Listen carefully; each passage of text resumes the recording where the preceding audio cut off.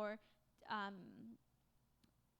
wanting to give up. And it builds endurance, and it's determination, commitment. Overall, it's having that commitment to keep going. And the main goal that I set last week that I want you guys to remember is the goal when we go through these trials is to remain faithful despite what we're going through. And that's the main goal, to remain faithful, which could be a bit tricky and hard. And we went over James chapter 1 verse 12, where it says that if you remain faithful despite everything, he's going to reward you through those trials. So last week we went over examples of how different ways we go through trials. Well, this week we're going to go over more of last week we also went over characteristics that we get from going through those trials, like patience, and just how we're getting more characteristics that are more godlike. But this week we're gonna talk more about what stops us from dealing with our trials / reaching our goals. So what stops us? So that's what we're gonna discuss tonight. So it's many things. So the main thing that stops us from reaching our goals are either environmental stuff. So more like our environment that we're in. So our friends, society itself, culture, where we think that certain things are not reachable because we see that others can't do it. So that's one factor. Another factor is the main factor is ourselves.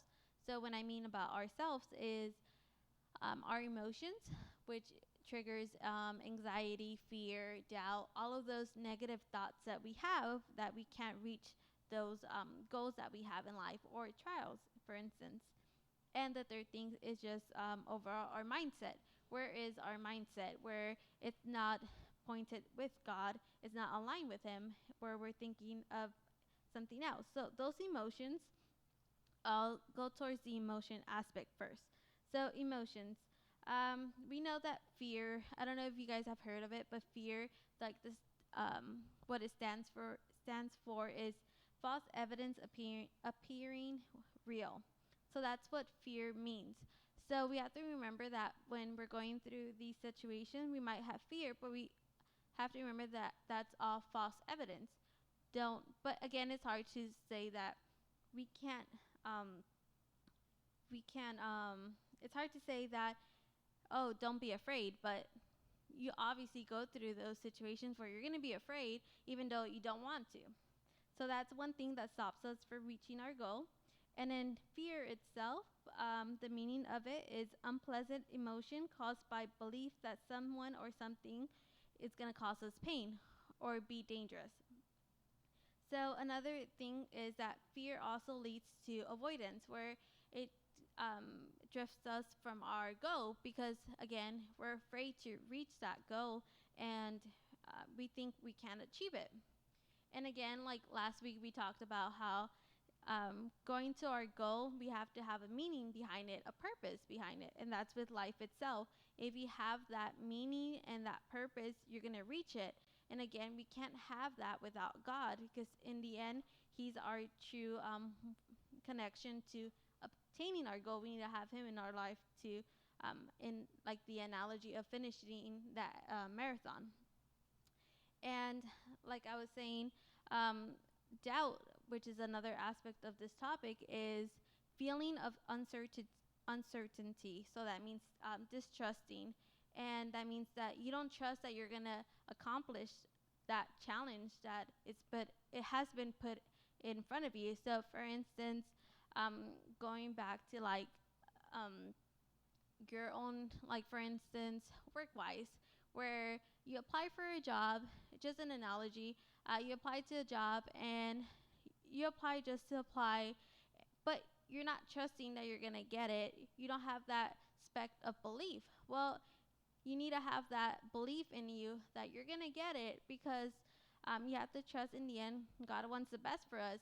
But again, there's always that possibility that you might not get it, because in the end God knows what is best for you. And that's like with life itself. We're always going to go through challenges. It's part of life. but it's different challenges that we're going to go through, and we just have to know that we're not alone. God is with us. And then with that, the trials aspect, definition of it is series of signs or objects left behind by someone or something. So that's life also.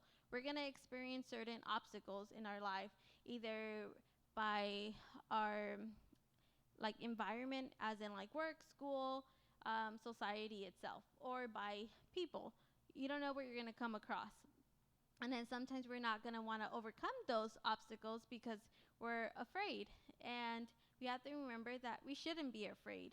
So, because in the end, we have God with us, and He gives us the power to overcome those fears. And then, if we go to Romans chapter 8, verse 18, please. Thank you. It says, "Yet what we suffer now is nothing compared to the glory He will reveal to us later." So this is similar to James chapter 1, verse 12, where it says, thank you. "God blesses those who patiently endure testing and temptation. Afterward, they will receive the crown of life that God has promised to those who love Him." So we have to remember that if we wait patiently, which is kind of hard when we're going through those challenges, there is a reward at the end. But we can't receive that reward if we don't have God in our life and believe in those promises He has for us. Because if we have Him in our lives, we're going to receive those promises. And if we go back to Romans chapter 8, verse 18, please.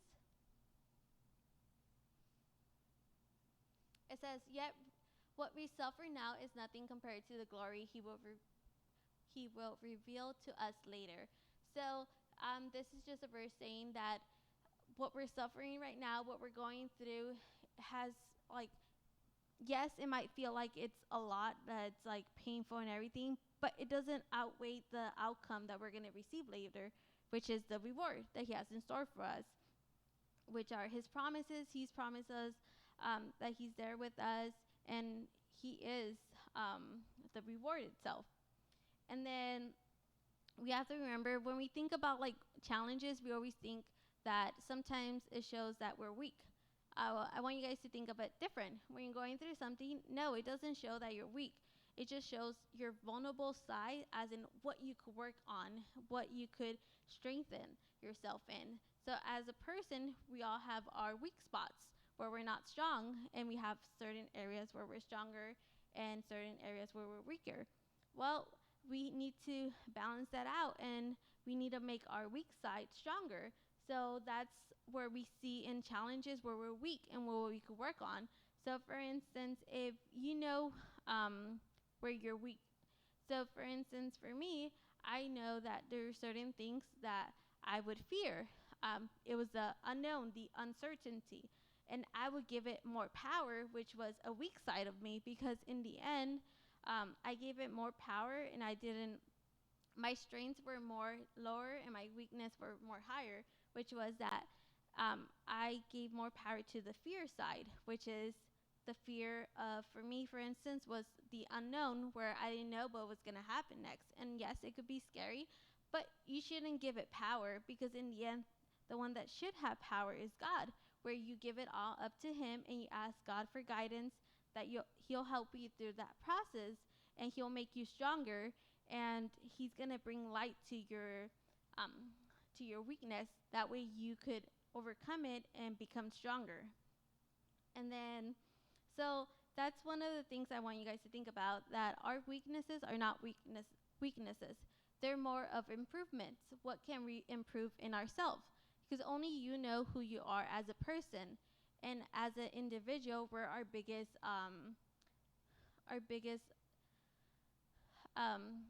not conflict, but problem. It's not others. It's not like the culture itself. It's us, ourselves. We're our biggest challenge. We're the ones that we stop ourselves from reaching our goal. Because yes, you need to have meaning and have a purpose to reach that goal. But you can't do that if you don't take the first step. So again, it's if you know who you are as a person, you're able to accomplish that goal. So you need to know who you are as a person. Know your weaknesses. Know where your vulnerable. So with that, I also want to go to Proverbs chapter 18, verse 10.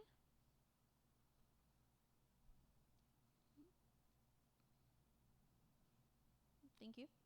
It says, "The name of the Lord is a strong fortress. The godly run to him and are safe." So we have to remember that we're feeling unsafe, unsecure, and vulnerable, that we have the one person that we could go to, which is God. He is our fortress. He's our safe. That's where we could be safe. There's no reason to feel like we have no protection, because in the end we have God who gives us the protection. He's the person that we're supposed to be running towards in order to overcome those challenges. And again, it's easier said than done. Many times we go through situations where we react different than how we're supposed to, because our emotions overcome us more. And we need to remember that while we're going through that, not to give it power, that we need to give God power in order to help us deal with those situations. And with that, I also want to go to 2 Timothy, verse 1 to 7, where it says, "For God has not given us a spirit of fear and timidity, but of power, love, and self-discipline." So right here we see that God hasn't given us a spirit of fear, which is hard to remember because, yes, we go through life where we're going to be afraid. But if we read this, we have to remember he doesn't give us the spirit of fear. Instead, he gives us the power of love and self-discipline. So we have the weapons for that we need in order to conquer our challenges, which is the spirit of love and self-discipline. And again, we can't have those without having him in our lives. So when you're going through a situation and you feel like you can't overcome that, just remember that he has the power, and if we have him in our lives, then we could conquer that mountain or that hike or whatever you're going through, that he gives us the power and authority to overcome it. And that's the hard part of life. Sometimes, we let others have the power, where you have like a situation where people are telling you can't do it.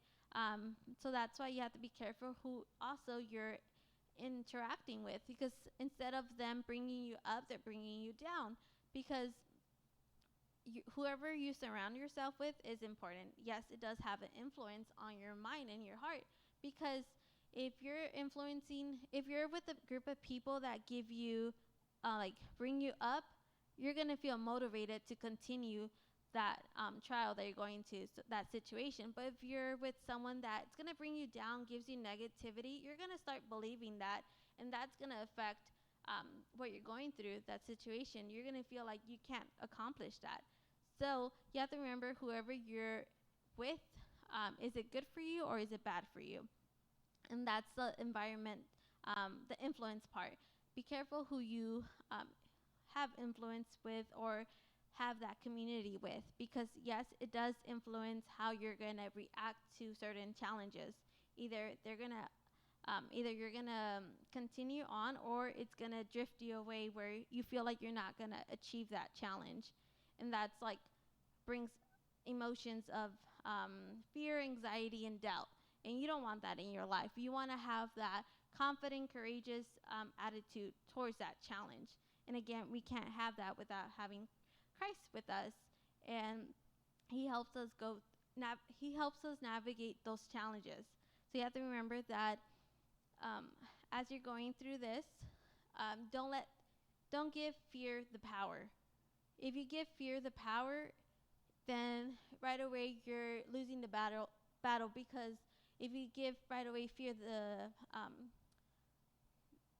power, you're not letting God in your life, because right away you throw in the towel in a way, because you feel that you have no win, which is not how you should think about life. If you have that sense that you're feeling that way, reach out to God, ask God to help you, give you courage to go through that situation, whatever that may be that you're going through in life. And we have to remember that whatever stage we're going through life, we're always going to have a challenge and a problem that we're going to encounter. As we keep growing and maturing, each stage is different. It's for that a specific moment that you're going to need to grow. Like back when you were in high school or middle school, depending how old you are right now, and what stage you're in life, you dealt with something during high school. And then you go into college, you deal with something in college that was impactful for you. And then as you keep growing older, you're going to deal with other situations, as in relationship with others, or your spouse, or next thing you know, with kids. So each challenge you're going to face in life is going to shape you. It's going to shape who you are as an individual. And that's what you need to ask yourself. Who are you as an individual? What are your weaknesses? What are your strengths? Your strengths need to be balanced out with your weakness. You need to know both. You can't just have your weakness overpower who you are. Your weakness needs to be changed into strength. So if it's fear, something that you know that you deal with, you need to conquer that and ask God to help you with that. And I also want to go with Romans 12, verse 2, where it says, "Don't copy the behavior and customs of this world, but let God transform you into a new person by changing the way you think. Then you will learn to know God's will for you, which is good and pleasing and perfect." So right here it says, don't copy the behavior and custom of this world. So we have to remember that we're not part of this world. Yes, it's going to be easy to get influenced by others and follow along with trends and what's going on, but we have to remember we're different. If we put our minds and focus on God, He's going to help us achieve those goals that we have in life, whether it's something academics, work-wise, or just with relationships with others. We have to give it to God and put our focus on Him in order for Him to help us achieve those goals. And if it's something that you're dealing with where you're going to have you have negative thoughts, well, change the way you think. Because in the end, in order to accomplish those goals, you need to change the way you think and the way you feel. Because you need to have that godly mind and godly heart, where you know that if you have God with you, He could help you accomplish those challenges. And you have to remember, you're not alone. He gives you the power of confidence and not fear, but courage to face those challenges. And if we go also to one more, where Proverbs chapter 3, verse 5 to 6, please. Where it says, "Trust in the Lord with all your heart. Do not depend on your own understanding. Seek His will in all you do, and He will show you which path to take." So we have to remember, as we're going through life, that this is going to be like the main key verse for the next week also, that if we put our trust in God, He will guide us to which path we should take. And it's easier said than done. Sometimes we don't know which path to take. But if you don't know which path to take, God will, if you ask God to give you the direction, He's going to guide you. And if you don't see it, He shows you. So we have to remember to put our trust in God. Whatever emotions we may be feeling, we have to give them to God to help, that He may help us overcome them. Whether it's fear, anxiety, doubt of the unknown, doubt of what's going to happen, or just overall, you don't know what's going to happen. Whether it's like a job application you put in, or just more of a situation that you don't know the outcome of. You have to remember that in the end, God has the power, and we just have to remember that trust in Him, and you'll cross that line, that marathon in a way. So let me just read it one more time. And it says, verse 5, "Trust in the Lord with all your heart. Do not depend on your own understanding. Seek His will in all you do, and He will show you which path to take." So whether you're in a situation that you're uncertain, you have to remember that if you put your trust in God, He's going to give you the answer. And if you remain faithful, He gives you the victory. And so you have to remember, fear, what it stands, false evidence appearing real. It's not true. Whatever that situation may be that you feel like you have no way out, there's a way out. God gives you the answer, and you're not alone through that process. And yet, and those are just like two main factors why people can't reach their challenge. They can't accomplish it because they let themselves win the battle, as in all the negativity, they let it influence them, which means that it let's say, for instance, you're thinking, oh, I can't do this, I can't overcome this, I'm no good, I don't have the strength, I don't have the power to do it. Well, you have to remember that the one that gives you the power is God. If you, like in Romans chapter 12, verse 2, if you renew your mind and you put your focus on God, He gives you a new perspective. Instead of saying all those negative things and feeling those negative things, you should be saying, I have the courage, I am strong, I could overcome this, I have the power, I have the wisdom, and He gives me the truth to accomplish and overcome that problem, that situation we're going through. And again, perseverance, it's an endurance thing. It's a continuous thing that we have to go through, where it's not easy, you're always going through it. But again, you grow and you mature through the process. And each time it's going to be something different that's going to help you grow as an individual, be more mature in Christ, and help you accomplish that challenge you're going through. And that's for this week. Next week, we're going to learn more about methods of how to overcome those challenges. What can you be doing? What should you be doing while you're going through these situations? So more of the Christ-like, what should you be doing as a disciple during these situations? And that's it.